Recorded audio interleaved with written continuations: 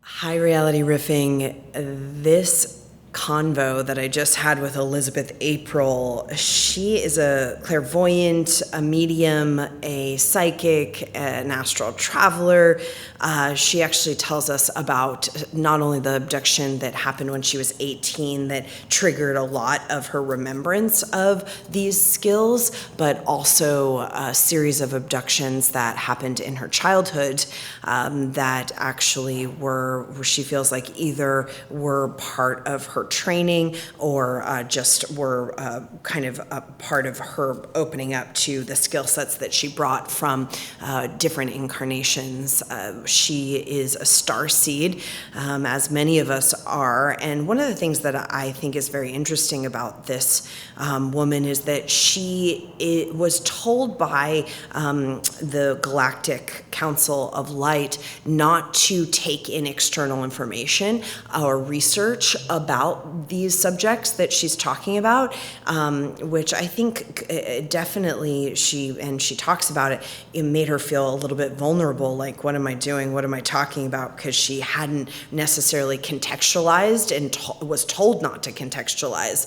And it actually is something that makes her quite unique because she has this kind of purity and innocence about her that is very unusual. I really enjoyed talking to her. She's a great light and just a beautiful beacon of information. She spends a lot of time now channeling from the Galactic Council of Light since right before 2012. She said her first meeting with them was on the winter solstice of 2011, and many of us had major awakening experiences in that latter part of 2011, including myself. 11 was on to that winter solstice was a huge awakening period. So she very much integrates these kind of huge clairvoyant and astral traveling and psychic gifts into just regular life. She's just kind of a regular girl, which I really like as well. And I think you're going to very much enjoy this conversation with Elizabeth April. All right, I am so excited to welcome to the show this afternoon Elizabeth April, a clairvoyant and medium, and I got a hold of a channeling that you had done going to the Galactic Council, and I watched that a couple of weeks ago, and I was hoping that I could get you on the show. So welcome to Reality Riffing. I'm so happy to have you here. Thank you so much. Yeah, I'm happy to be here. Yeah, I'm really happy you had time. You're a Los Angelino as well? Yeah, I am. Awesome. Okay, good. How are you holding up? Pretty good. We vacated to a property in Joshua Tree, which is awesome. So we've been hanging out in the desert, which is really nice. Okay, good. So why don't we start with where you kind of started to get in touch with your clairvoyance and your skill set? How did that come on for you in this lifetime? Yeah, essentially, I was born with a lot of extrasensory abilities. So the ability to see chakras and auras and ghosts and spirits. And from a very young age, I was speaking to a lot of interdimensional beings. Because I was raised Catholic, I figured I was just talking to God and some angels. But later on, I realized that they were actually Palladian beings.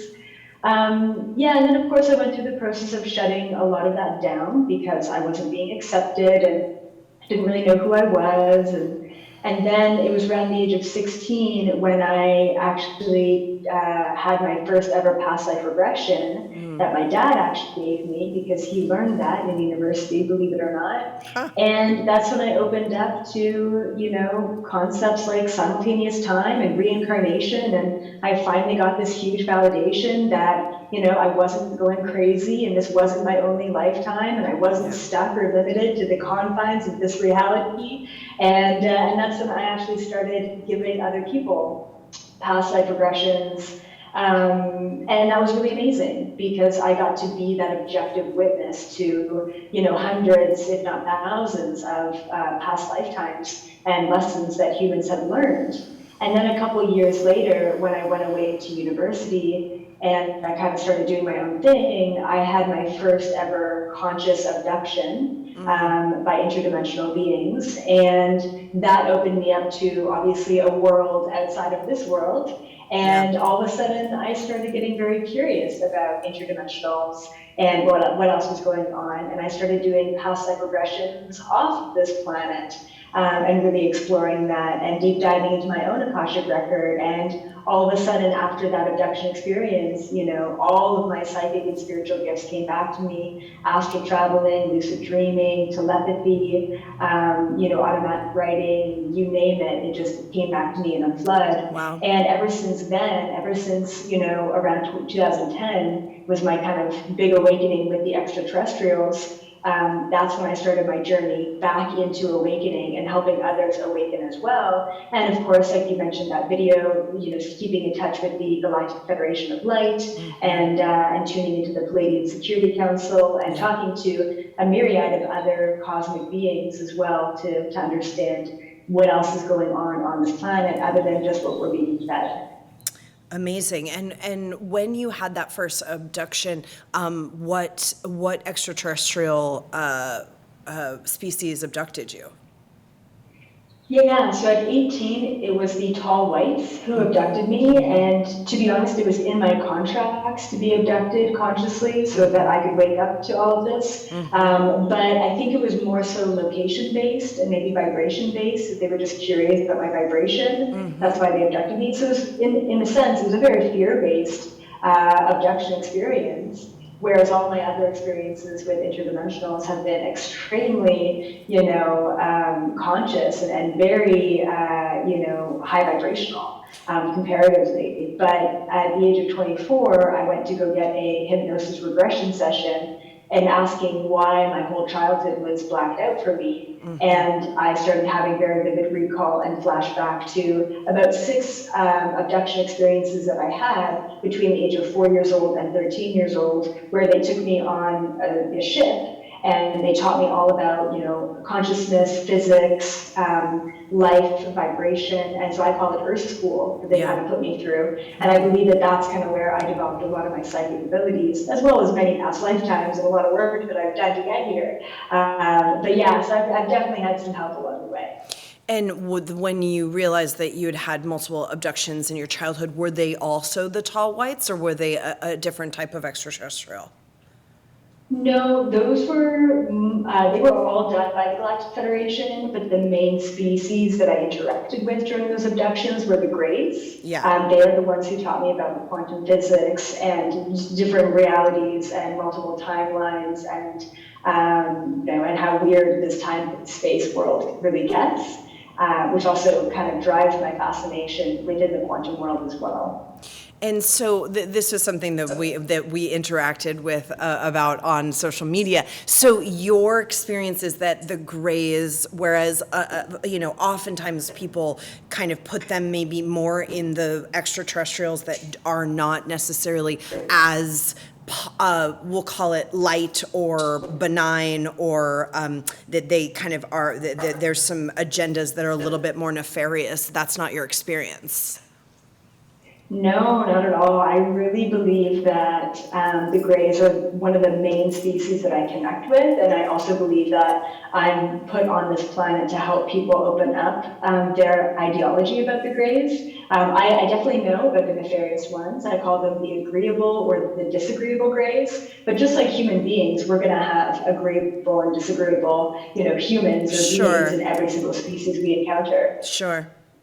That's, that, I think that's a great point, because, of course, that's, that's true of any species. So yeah, that makes sense. Okay. So I think, let's talk a little bit about just how you have used. I think it's always, people are there's all sorts of awakenings happening obviously now and since 2012 and before, different stages. But I'm always curious about pragmatics in terms of, you seem like a very grounded person, and you're talking about all of this very soberly, which I really appreciate. And so just wondering, I think that's important for people to as they're expanding their consciousness and their perspectives.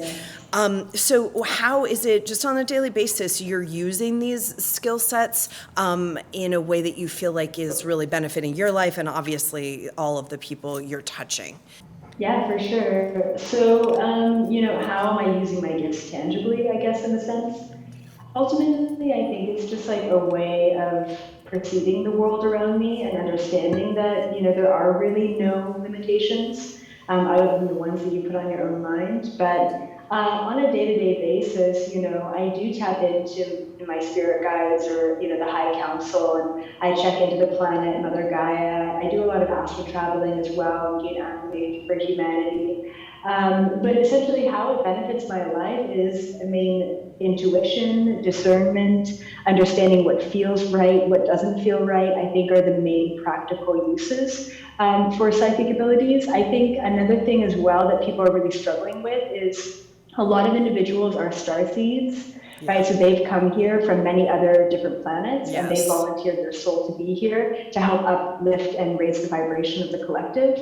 And I think a lot of these poor starseeds, and I'm sure you and I are a part of that, have really struggled to find our identity and our purpose and our mission on the planet. So just kind of stepping into your psychic and spiritual abilities and connecting with the world beyond this world really helps people breathe a little bit and feel a little bit more relaxed. I just remember after my first huge awakening, it was like, oh, okay, I'm not crazy. Great, let's move forward. And I think that was maybe probably the biggest aspect of, tangible connection that I could make, is just relaxing a little bit. And then after that, it's really navigating, the difference between having a human life and feeding yourself and making money and having a roof over your head and taking care of your family or what have you, and then having your spiritual life. And that integration is so necessary and so important. And I think a lot of people kind of miss that integration, and they either go all or nothing on either end. And so I feel like one of my greatest superpowers beyond my abilities is the ability to be as human as I am and go as far as I go in the universe. And I try and teach people that that's really important when you start to open up, or else you may get a little bit lost up there in the cosmos. Yeah, and in terms of astral traveling and some of the traveling that you're doing through time streams, are there ways that you're anchoring yourself in this time stream, or has it become very that's the order of the day? You don't have to do anything, or are there things you're doing? Yeah, at first, like years ago, there was many things that I was doing, not necessarily protection-wise, but invisibility cloaks. So I'd cloak myself, cloak my astral body, cloak my cord that connects my astral body to my physical body. And then I would also ground and anchor my energy and vibration into the center of Mother Gaia. I'd have crystals around me, I'd burn sage. Nowadays, I close my eyes and I'm there, and I already know that all of those things are already happening. So it's kind of more effortless for me these days. But, kind of going through the motions and understanding that the second that you think about it, the second that you intend it, it is created into that astral reality, is really important for people as well. I think to have those grounding practices, because I've seen a lot of very powerful light workers kind of get lost in the, I'm a Palladian being. Right. It's like, actually, you're a human here, and you're experiencing aspects of yourself. And it's important to have both of those interpretations and still understand that you have to take care of your human as well, and eat and exercise and the things that we need to do as a human. Yeah. Well, I think at least it's my, certainly part of my mission and my experience is I do feel like kind of our, we'll call it, maybe we're not exactly in the same generation, but the millennial, elder millennial, Gen Z kind of generations are very much, they've come here to with the operating systems that are kind of optimized in a certain way to show that's possible.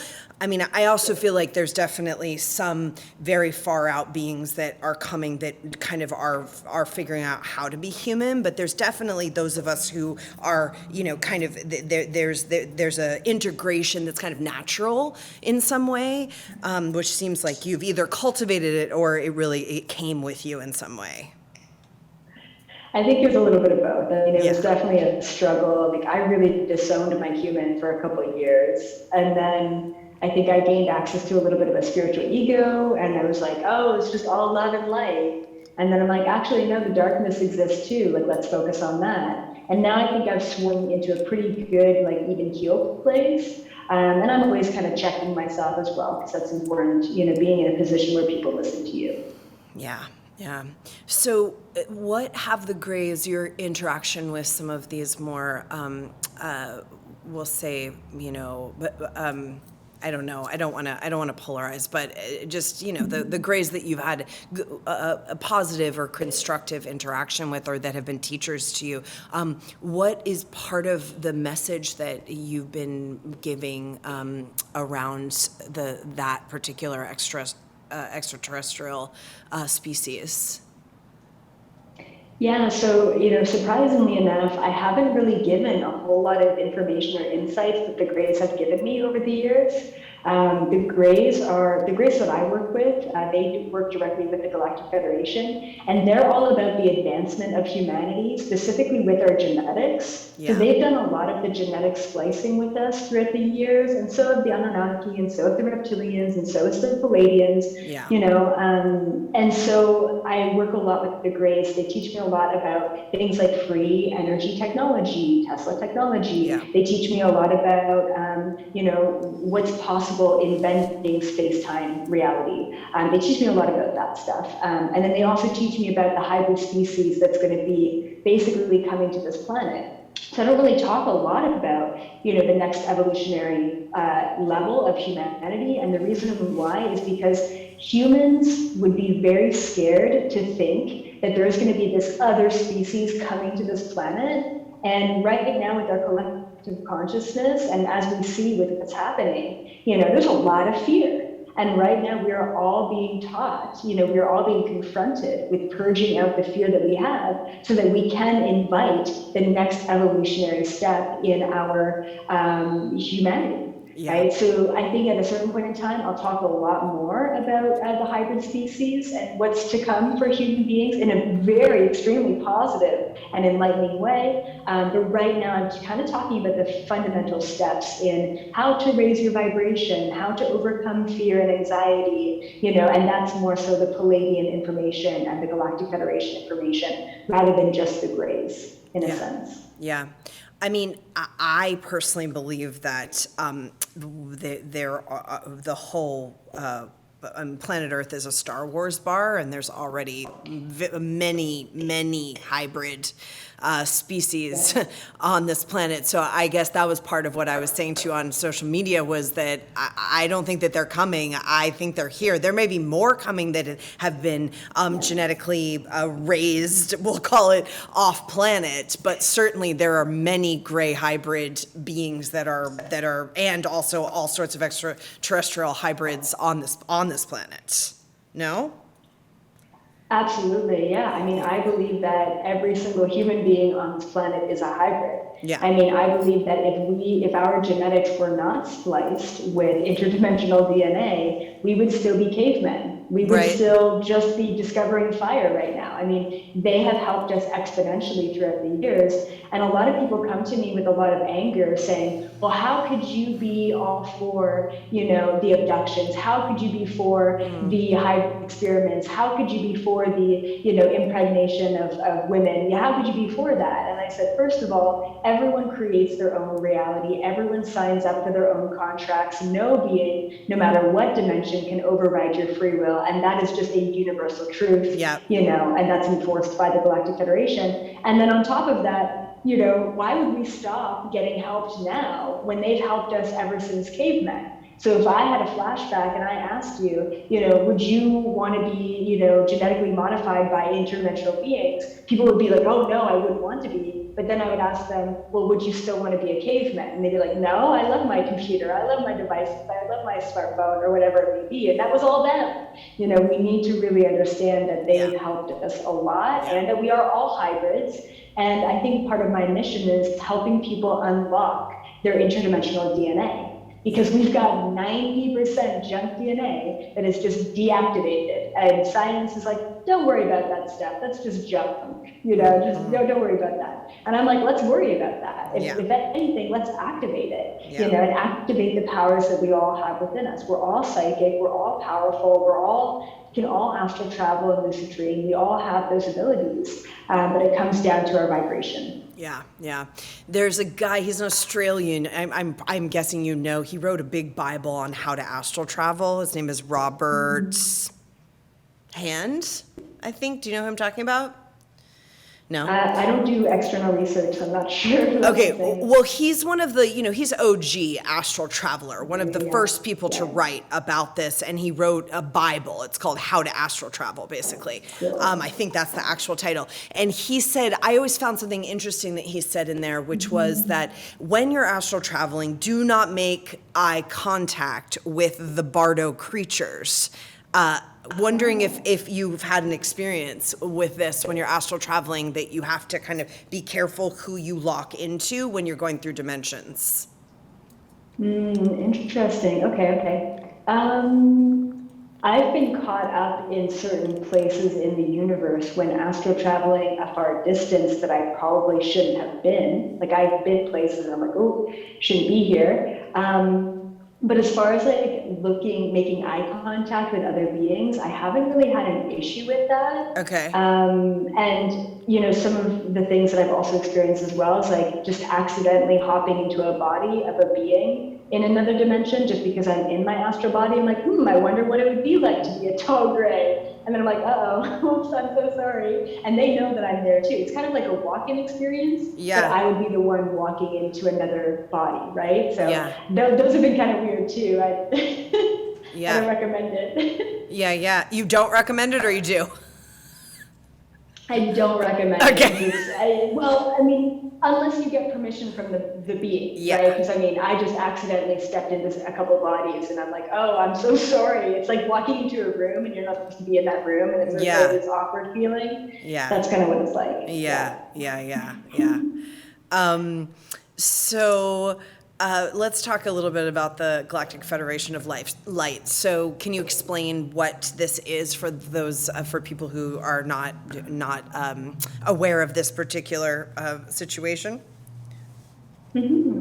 So I was originally introduced to them in 2010 when a Palladian being astral traveled into my room and told me that there was a meeting that I needed to attend for all of the Galactic Federation members. And I said, well, what's the Galactic Federation? And he basically told me that it was a government system. That's kind of how he described it to me. It was like a government system or an organization of beings from all over the universe who are basically just wanting peace. That's it. That's all it is, right? It's just like they're here just, for everyone to get along. They're not really enforcing anything in particular. They're just, the guard of the universal law, right?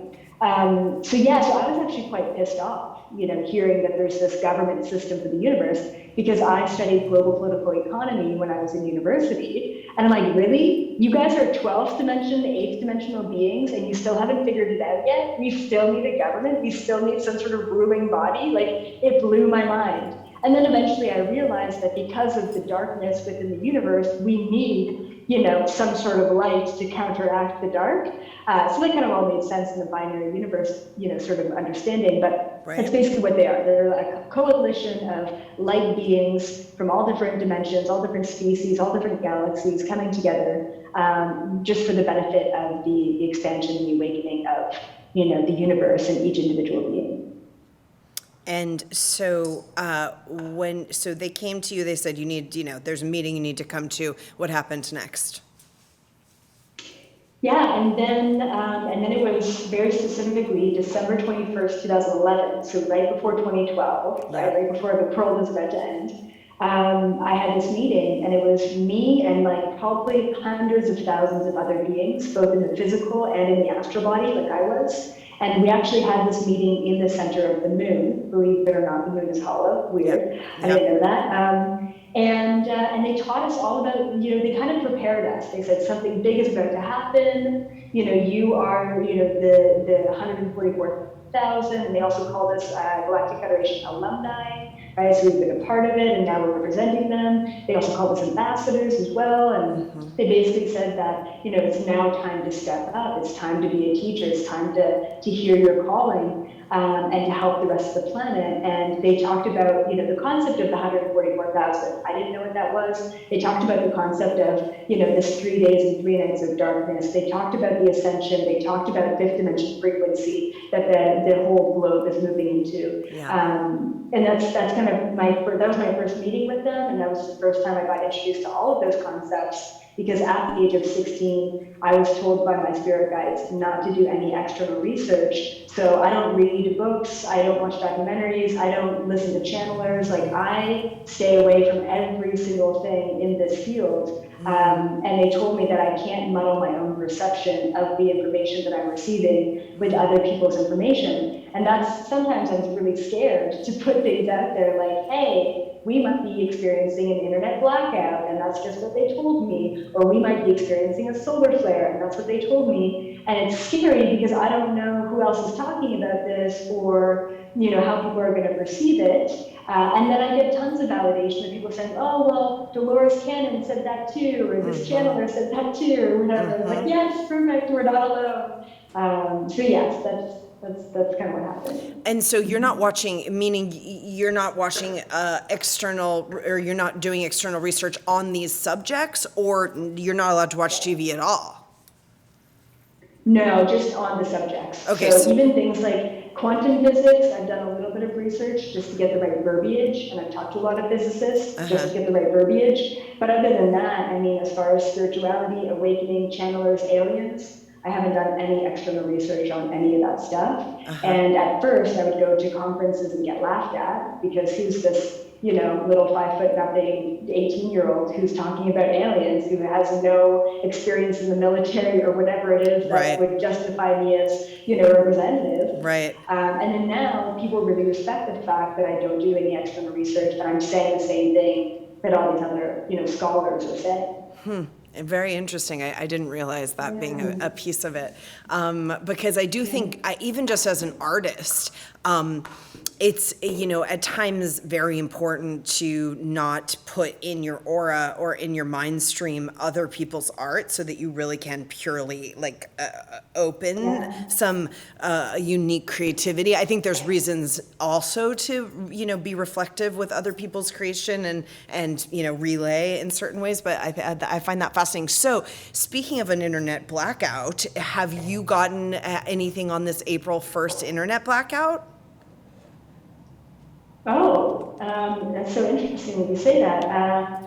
No, I mean, I just put a video, and the Galactic Federation told me that a solar flare was going to hit the planet in 2021, back in 2019, and they said that was going to wipe out the whole electrical grid, and it was going to wipe out the whole internet system in 2021, and they told me that was going to be the time for a giant vibrational reset from 3D to 5D. And so then 2 weeks ago, they told me, I tuned into them, and they said, if, this is the way they put it, they said, if humanity learns their lesson, then we actually don't have to go through the solar flare, we don't have to go through the blackout in 2021, and we could potentially experience that blackout now to learn our lesson and to go through the ascension, which is interesting because they told me all the way back in 2011, during my first meeting with them, that there was going to be these 3 days and 3 nights of darkness. And I didn't know what that meant back then, but now I'm starting to realize that an internet or even electrical blackout would be a pretty good cause for having a reset, energetically and vibrationally. So they kind of warned me to kind of warn people that this could very well be possible. And other people have validated to me that other people are getting the same message. Yeah. Right? Because once again, I don't know what else is being said, but it's interesting that you bring this up. So they have told me about this, that it is a possibility that we go through this kind of blackout or this darkness for 3 to 10 days. Because they need to reset the systems on the planet, including things like Google and social medias and what have you, to kind of be able to ascend and raise that vibration. Interesting. Yeah. So there is, not to muddy your waters in any way, but there's been multiple from different places. This kind of April 1st, 2nd, 3rd blackout prediction from some different people, both in kind of in your/our field, and also some other resources. So interesting. So okay, I watched a video where this was just the coronavirus and current events were kind of just starting to unfold in a more mass way here in America when I watched the first video that you had put out about a kind of galactic message from the Galactic Council. I'm curious about that / anything that you've gotten since then and anything that you feel is really important to share right now. Would love to just hear what's been on your channels. Yeah, for sure. So it's interesting because ever since I was introduced to the Galactic Federation, I've been channeling them at least once a month, tuning into their frequency just to see, is there anything that you need to relay to humanity? And I'll do my best in relaying it. I've been doing that, I've been tuning into them since 2012. I wasn't really even public and online until 2016. And so it's just funny how the first and only time I ever put out a video relaying the information directly from them, it reaches so many people, which is so incredible. And it really shows me that people are ready for that information as well, which is so beautiful. So that's a really great resource. I asked them a bunch of questions about what was happening with the virus, who created it, why it's here, and some answers they were kind of coy about it, and some answers it was like one sentence was packed in tons of downloads. And apparently that video activated a lot of people as well, which is so beautiful. Yeah. Since then, they've been talking to me a lot about, like I said, the blackout and the potential for this huge reset, also like a currency reset as well they've talked about. But on top of that, they've talked a lot about Christ consciousness. Yeah. And I was raised Catholic, so I'm super against God and Jesus and all of that. But I've also tapped into those frequencies and timelines in the past and understood that Jesus is actually just an ascended master, just like Buddha, who was sent here, with the information.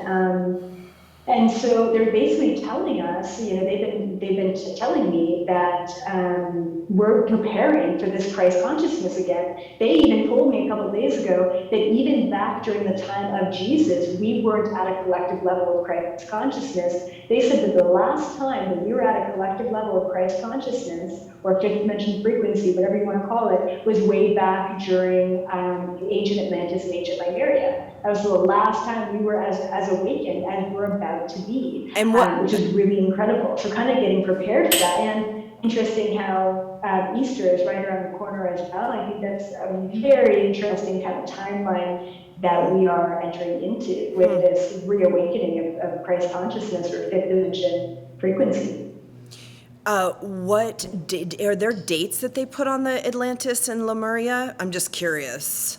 No, they don't really give me a whole lot of dates. Even with this internet blackout that said 3 to 10 days, but they never told me April 1st or 4th or whatever.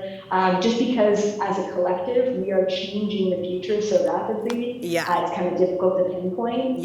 So no, I haven't heard of any specific dates with ancient Lemuria or Atlantis. I was just, we were just in Egypt, and I was just, and I just interviewed a woman named Barbara Hand Clow, who's very famous in terms of these cycles of time and putting Egypt and Lemuria and Atlantia kind of at more like 30,000 years ago rather than some of the other timelines that have been discussed in other kind of more conventional thoughts. But, okay, so yes, they told you this. What else? What else? Yeah, I mean, there's also like a lot of science behind it as well. Like they told me back in 2012 that the Earth, and I've actually had this information validated by many different physicists and astrophysicists, which is incredible. They basically said that the Earth goes on this trajectory, and the closer that the Earth and this entire solar system gets towards the center of the universe, which I believe holds pure consciousness, the more awakened we become. And then during the dark ages, we get further and further away from the center of the universe, Right. and therefore we get less and less awakened. And 2012, they said, marked this 26,000 year cycle, and they explained all of this to me back in 2012. And they said that there was a destruction of the Earth back then, and this reality. And ever since 2012, we actually split our one reality into two separate realities, actually simultaneously coalescing right now on this planet. And they said one is the old reality, which is the third dimension frequency, and then the other, which is superpositioned on top of it, is fifth dimension frequency. And they told me that back in 2012, and Right. they even explained it to me in the way that, have you ever been downtown and, you look at people and it almost seems like they're not there? They're actually just in a different frequency altogether. Yeah. We can be passing each other on the street and in two very separate realities. Yeah. I mean, I think people, obviously there's the Hollywood version of what kind of time traveling looks like, and multiple time streams. Which, by the way, you kind of remind me of the lead of Fringe, and if you've never watched that show, it's really worth season 1 through 5, and then the fourth and fifth season they get a little less good, but it's really worth some quarantine watching. You'll appreciate this Fringe.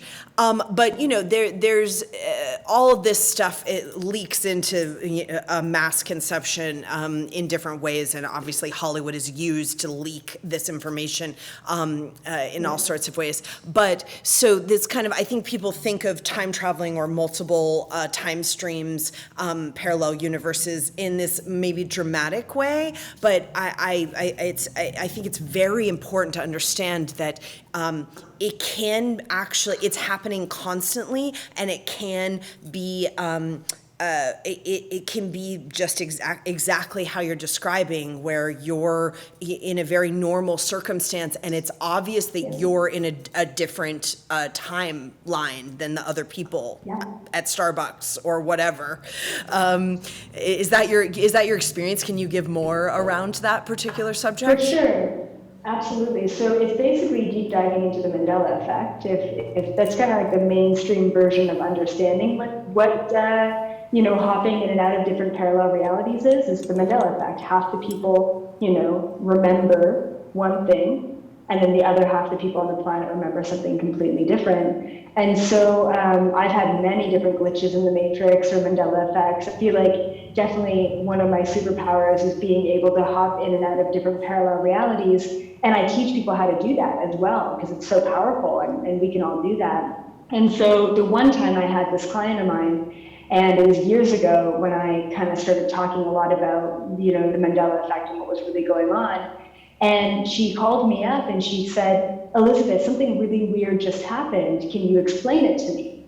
And I said, "Okay, what was it?" And she said, "Well, last night I finally had this incredible conversation with my husband. And you know how much struggle I've had with my husband getting to that level, right?" Yeah. And she says, "We talked about everything. We were emotional and vulnerable and connected and cried and whatever. It was incredible. And we haven't had that in years." And then the very next morning, they go to sleep. The very next morning, they both go off grocery shopping, and she turns to him and she says, "Wow, what an incredible conversation we had last night." And he turns to her and says, "What do you mean? What conversation? We just watched TV last night." And she says, "You don't remember the conversation that we had?" And then she asked me, she's like, "What's going on? Am I losing my mind? Am I going crazy?" And I tapped into it and I said, "Actually, It was the fact that you were in, both of you rose yourself to the fifth dimension level, fifth dimension vibrational frequency. You had this incredible, heartwarming conversation. When you fell asleep and you woke up the next day, you were still in the fifth dimension frequency, which means you remember everything that happened in the fifth dimension the previous day. Right. And he woke up in the third dimension, which means none of that reality existed for him. Right? This is a pretty good example of kind of how it works and how subtle it can be if you're not fully aware. Yeah. That's so cool. I love that. And what are some of the ways that you give us like a little your punch list of how to jump time streams? The Elizabeth April to-do list on how to jump time streams. For sure. I mean, if you want to jump into a parallel reality, the first thing is you need to know what you want, right? A lot of people are like, oh, but I'm meditating every day and my guides aren't showing up. It's like, well, have you asked for them? Have you asked for what you want, right? You've got to navigate the astral realm. Right. You can't just allow information to come to you. So, I mean, the first thing is know where you want to go to. If you're like, I want a new job, I want a new house, we can hop into that parallel reality, maybe not instantly right away, but that's a part of that manifestation. Yeah. The other thing too is let go of any and all preconceived notions of limitations that you may have to get to that parallel reality. Right? So the one time I was trying to hop into a reality where I got a free cup of coffee, right? And I'm like, I want to manifest a free cup of coffee and I want to hop into that reality. And so I'm in line at a coffee shop and, this man beside me starts up a conversation. And I'm instantly thinking, that's it. He's going to buy me this cup of coffee and I'm going to manifest it. And he doesn't buy me the cup of coffee and I, $1.13 for a small cup of coffee. Then when I walk out of the coffee shop, I look down at the ground and there's this small pile of change. And typically I wouldn't pick it up, but this time I was inclined to. And as I picked it up, I counted it out. And it was $1.13 to the penny of the same price as that cup of coffee. I manifested a free cup of coffee, but did I manifest a free cup of coffee, right? We have to let go of the perceivable limitations of how and when we manifest, and understand, if you want money, don't expect that it's just going to come from a job. Could it come from old taxes or a government grant or something really strange like your grandmother passing away or what have you, right? So, so have a clear intention in mind and let go of any limitations that you have, but it's definitely easier said than done. But having things like, having time speed up or having time slow down or having a lot of deja vu moments or vivid dreams, these are all very relative to tapping into the fluidity and lucidity of this time-space continuum. Yeah. And I think anything that is kind of in the realm of manifestation, obviously in the technology that I practice and teach, we use sound, the speed of sound to jump time streams in terms of creation in real time in multiple time streams, using the speed of light too, but definitely the speed of sound through the mantric sciences and the sound sciences. But I think this is just it's a very important part of understanding anything that you manifest or that you've visioned or dreamt or fantasized about having or experiencing or being. That in some way is you tapping into vertical time. Exactly. Yeah, exactly. I mean, that's how I've been taught it, right? It's not the past, the present, and the future. It's the past, the present, and the future, right? It's all happening simultaneously. Yeah. So I've never even heard the concept of vertical time. I mean, that's what I've been taught. Yeah. It's so incredible. One takeaway that I would say for every single person listening to this, I mean, obviously you found this for a reason.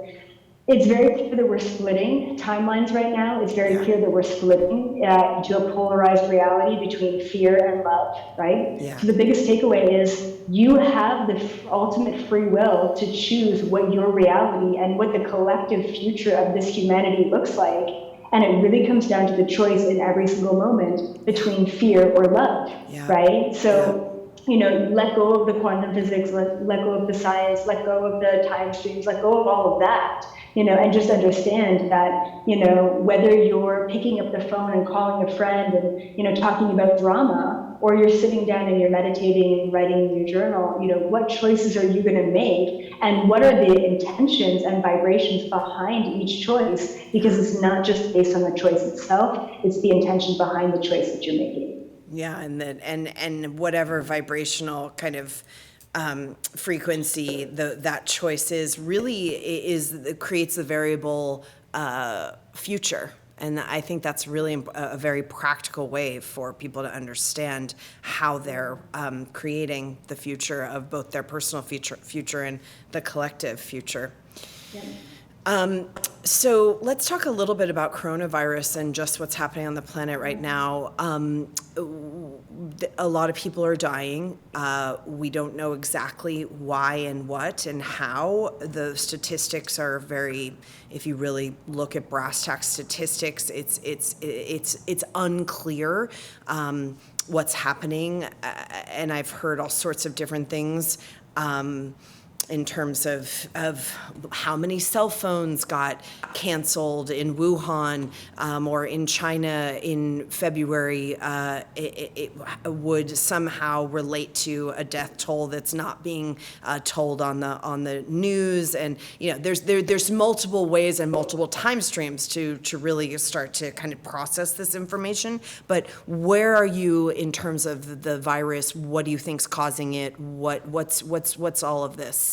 In terms of what you're being, the information you're gathering, and also anything else you think that's relevant. Yeah, for sure. So, there's a lot of information around this. And essentially, we kind of need to cut out all of the influx of information, and a lot of within the conspiracy realm, there's a polarity of it could be this, it could be that, it could be this, it could be that. There's so much information to consume that the number one thing is for people not to get lost in the consumption of information and just utilizing your intuition to feel out what is right and what is wrong. And even, I was just saying in a video yesterday, it doesn't even matter what is right or what is wrong, because people are still trying to decipher, well, is Trump a good guy or a bad guy? Is Q a real person? Is he good? Is he bad? It doesn't matter. Getting caught up in the polarity of right and wrong and Did you say is Q is going to basically... Did you say is Q? Yeah, Q. Q. Okay, that's what I thought. I wanted to catch that before. Okay, so you said, is Q a good guy or a bad guy? Some of the people who are listening don't know who Q is, but okay, keep going. Yeah. And it doesn't matter, right? You don't need to know what's right and what's wrong. You're going to be getting caught up in the limiting paradigm of the third dimension frequency if you're getting caught up in right and wrong and trying to decipher. You're getting stuck if you're trying to decipher what the truth is right now. Yeah. The truth doesn't matter right now. The number one thing that I want to say to everyone about what's going on is it's all happening divinely orchestrated. It is all happening in this beautiful, grand, divine plan. It's a good thing. So you don't need to know why it's a good thing or what's really going on the planet. I know people are thirsty for information, but this is a time to really deep dive into your own soul and gain access to the information and within yourself and purge out any of the fears that you're still hanging on to, whether it be from this lifetime or previous lifetimes. So I believe that everything that's going on is a giant purging and cleansing of the system on the planet in a variety and myriad of ways. And it's also a cleansing and a purging of the individuals on this planet as well, not in a physical way. I'm not talking about the death. I'm talking about the, more of the ego death and the spiritual death that people are having and the rebirth that people are having. This is completely unprecedented. We've never seen something like this before, especially in our generation. But ultimately, this is happening to basically give rise to a rebirth, both energetically and physically, and for Mother Gaia as well. So the number one thing is just for people to know that the bad guys are being taken down, the vibration is being raised, and if you haven't done the work before, you're about to do a lot of work right now. If you've done the work, then this should be quite easy and effortless for you. I also want to say one more thing too that I think is really important, and the Galactic Federation keeps giving me this message recently, and I haven't actually said this yet publicly, but this is probably one of the most important things is If you do get sick, okay, with this virus, whatever, whether, once again, it doesn't matter if it's a virus or 5G or whatever the Yeah. case may be, it doesn't Yeah. matter. But if you get sick, the Galactic Federation told me that this is actually supposed to be a DNA activation for your soul.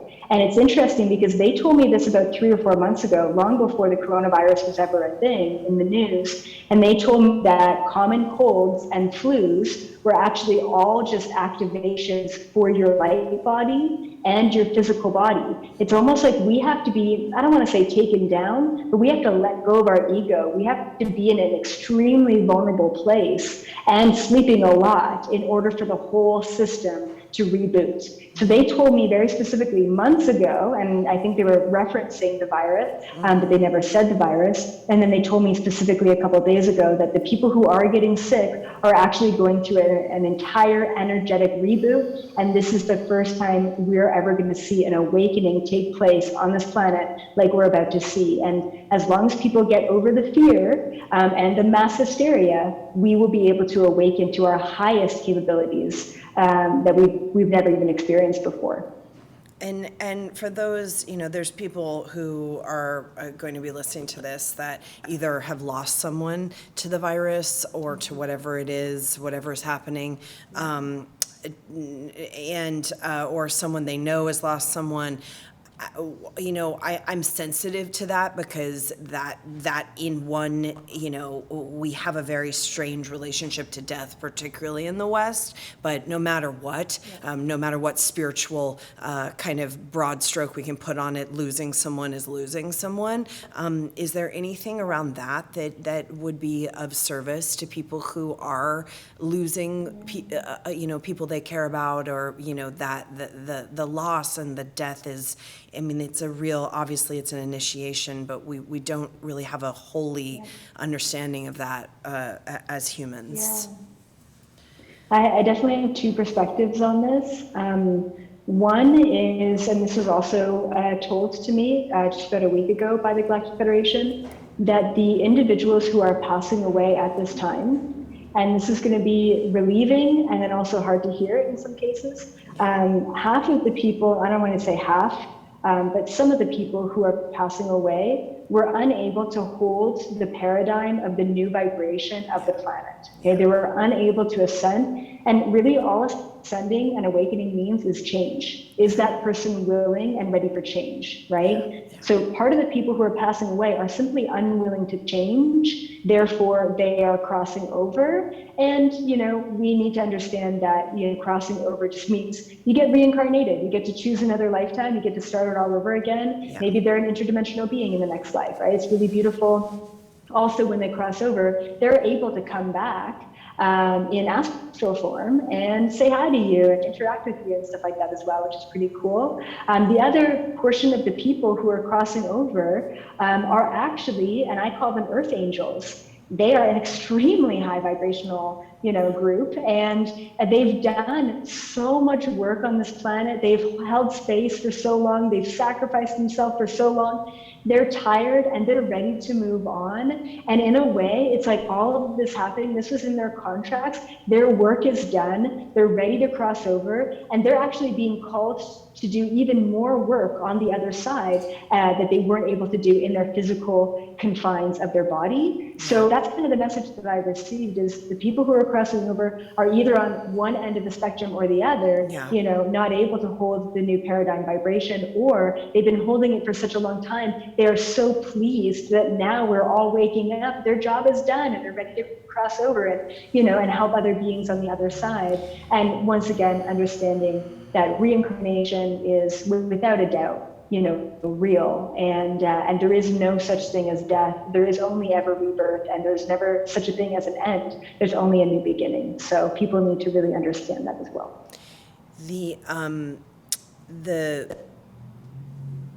I think no matter what side of the spectrum the soul contract is on, death, as many lineages and mystery schools understand and practice, death is a movement to a higher frequency. So if the physical body has to die to move to the higher frequency, or if the being is, done with a particular mission. And a lot of times people who die early are earlier than what would be their, what we would hope that their lifespan would be.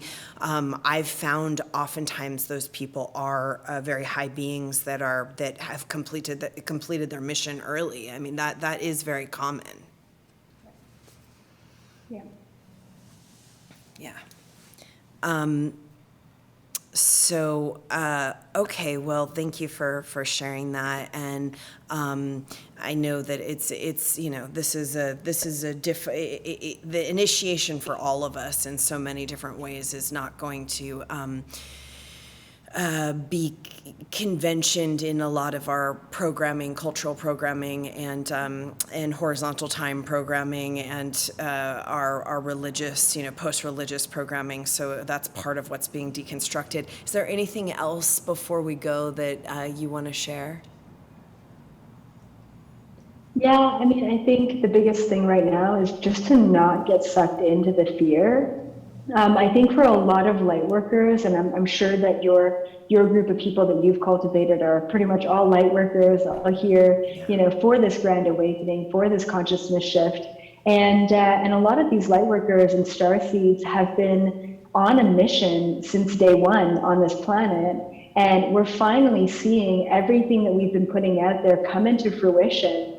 And unfortunately, we have to deconstruct, like you said, the old paradigms and the old programming in order to rebuild it. And so the biggest thing for these light workers and these beings is all of the work, all of the training, all of the breakdowns that you've had in the past, all of the work that you've done is now being put into action. Right, we're all being called to step up. We're all being called to be a leader. We're all being called to share our own individual truth. No longer is it a time to live through obligation. No longer is it a time to live through complacency. No longer is it a time to hold back your understanding, your beliefs, and your connection. So, if you're listening to this is your call. It's time to step up. It's time to rise above the fear. It's time to create this new paradigm in a way that is sustainable for every living thing on this planet.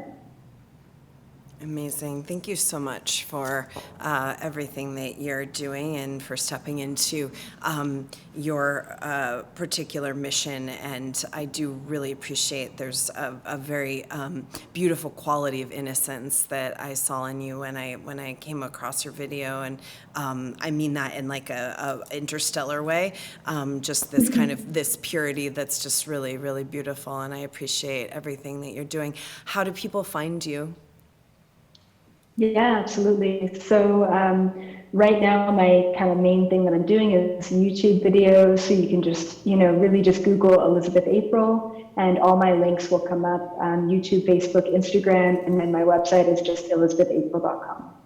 Amazing. Well, thank you so much. And well, hopefully, I would love to meet you in person and have you at the Institute. Maybe you could do an event, because it would be wonderful to have you here. I think our community would really love to get some of your wisdom. That'd be amazing. Yeah, thank you so much for having me on. It was such a pleasure. Thank you. Have a beautiful day. Take care. You too. Bye-bye. Thank you so much for listening to another episode of Reality Riffing. These are conversations that I think are important with people who are doing great things in the world about subject matters that need to be discussed. If you enjoyed the content, the conversation, please feel free to share with your people, share with your friends and family, rate the podcast below, and also subscribe.